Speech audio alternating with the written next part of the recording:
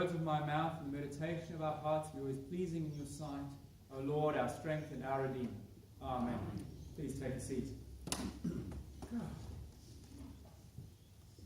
It's an interesting thing, isn't it?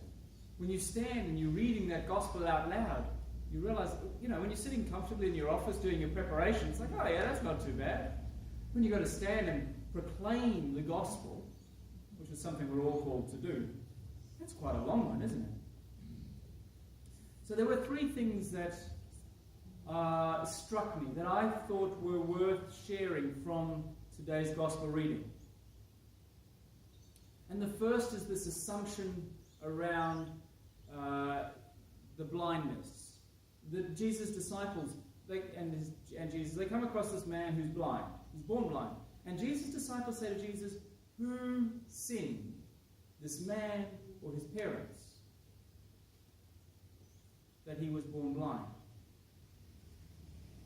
I believe there's a certain amount of intrinsic pride in that question, because we still ask that question today.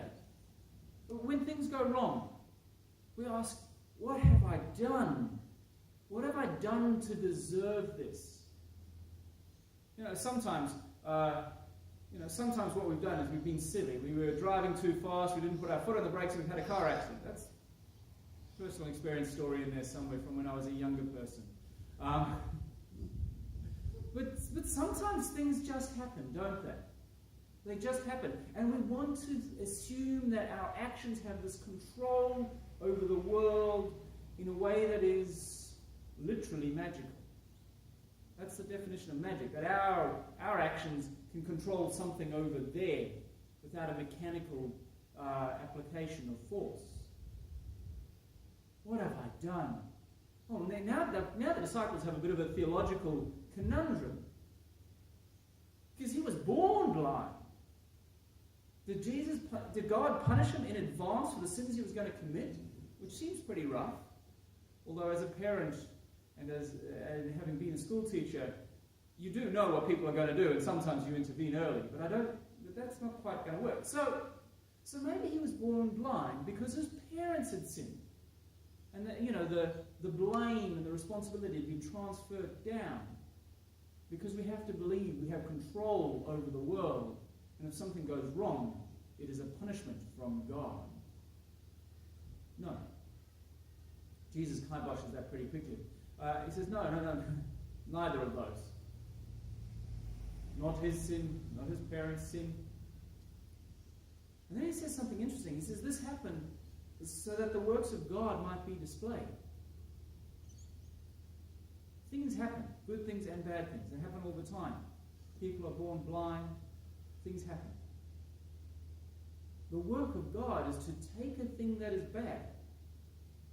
Not to make a thing that is bad, but to take a thing that is bad and to bring out of it something that is good. In this case, sight from the blind. That's the first thing. The second thing is the conversation that the Pharisees are having. Because the man then goes, and people are impressed. I'd be pretty impressed too, if I'm going to be honest. Wow. But people are impressed that this man who's been born blind can see. And so the Pharisees get involved in this conversation. What happened? And when did this happen? It happened on the Sabbath. And there is a debate amongst them. Surely the person that did this can't be truly godly, because he was not keeping the Sabbath, God's chosen day of rest. But you notice that not all the Pharisees think that. In fact, historically, most of them disagree with that,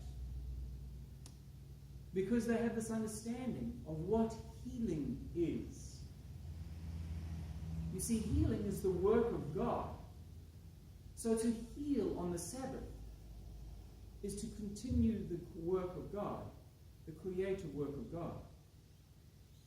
And so, in fact, healing becomes one of the most profound acts of worship that we can engage in. Isn't that an interesting thing?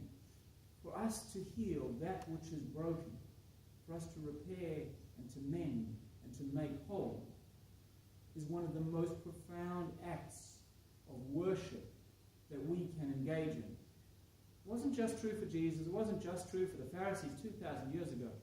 It is true for us today. When we heal, when we mend hearts, when we heal broken spirits, when we help those who are wounded, we are engaging in God's work. We are, in the best possible sense, playing God. And we're encouraged to do so. The next thing I want to talk about is light. Light and darkness. And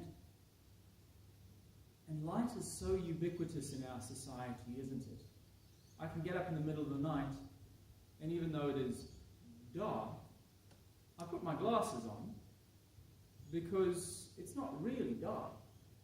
Light comes in, street lights, sign lights, car lights, and then even as I walk around my house, there's a little light on the microwave, and there's a little light for one of my charge cables, and there's a little light. And I can navigate my way around my house with the lights off. Now it helps that I know more or less where the furniture is. You do that at a stranger's house and the lights are off and not a lot of light, and you discover something about the human body. That is, that the shin is the most well-developed furniture-finding tool the human body has. Ouch. Light, we have it so everywhere. When it's dark, we turn on the lights. When it's even a little bit dim, we turn on the lights. But what that means is that we don't value it as much as did people back in Jesus' day. We don't have that same experience of going, it is dark, and lighting a candle, and seeing how very great the impact of one little candle can be in a dark space. All our light often means we don't see the light. Jesus is described as the light of the world. He opens people's eyes so that they can see. And seeing, they know what's really there. They see the truth. They see what is actually going on. It's a really important picture for us, and we sometimes miss the impact of it. I like candles. I like fire. It's a boy thing, isn't it? I think it is. You know, I can remember. This is not my first set of eyebrows. Just saying.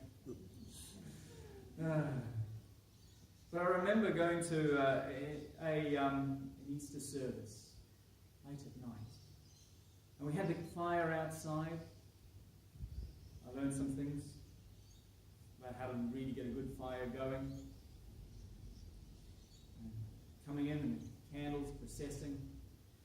And we stopped 3 times, and every time we stopped, we lit people's candles. And then what they did is they turned to their neighbour and they lit their candles.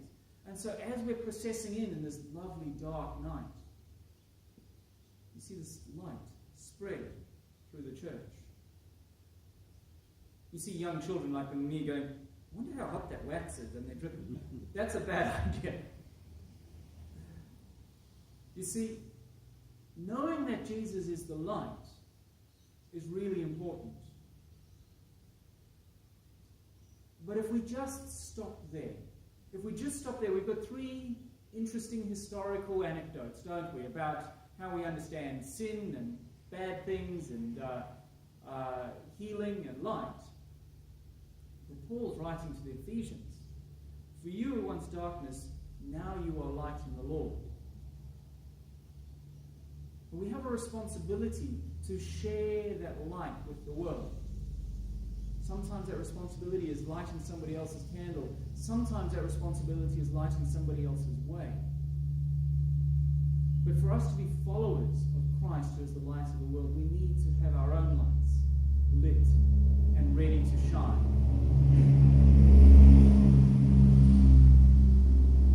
That is what it means in this context to be a follower of Christ.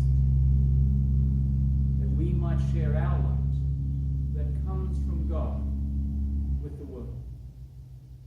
of God, Father, Son, and Holy Spirit.